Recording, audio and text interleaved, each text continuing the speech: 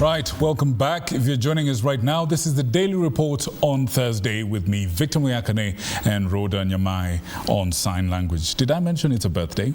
Well, it is. Now, on his closing remarks at the Forum for China-Africa Cooperation, President William Ruto emphasized on the need to address the shortfalls of the global financial architecture. His sentiments indicative of shifting favors of the head of state on a lender.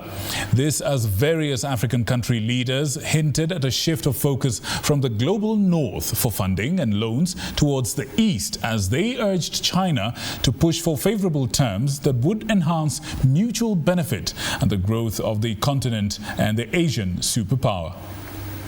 As various African leaders gathered for the second day of FOCAC, strategic ties were already being forged among visiting African heads, swerving a majority from their loyalty to the global north. Requiring China's close collaboration is to work with Africa on debt treatment generally, and in particular, reprofiling of debt to incorporate a longer grace period and longer tenure for both existing and future financial facilities to provide fiscal space for uptake of urgent development financing in social, in matters infrastructure, and other sectors critical for stabilizing Africa's economies.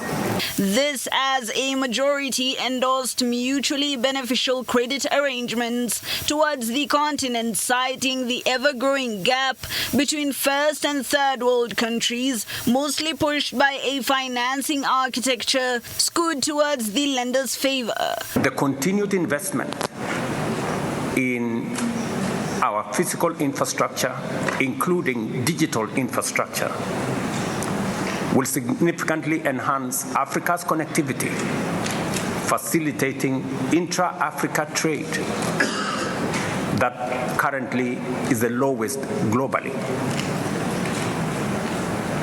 And with the Africa Continental Free Trade Area being the relevant infrastructure for us to tap into, China's contribution in this space will go a long way in enhancing Africa's intra-trade. We welcome the proposal by President Xi Jinping to elevate China's bilateral relations with African countries that are having diplomatic ties with China to the level of strategic relations.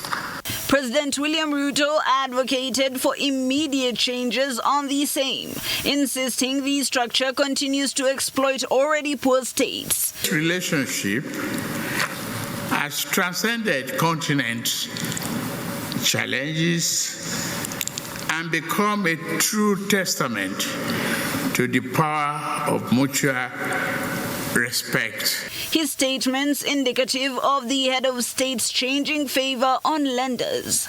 This as China rallies up funds meant to bail out African countries, ranging in the billions of dollars, and various other goodies in the form of infrastructure projects. Hibak Said for TV 47.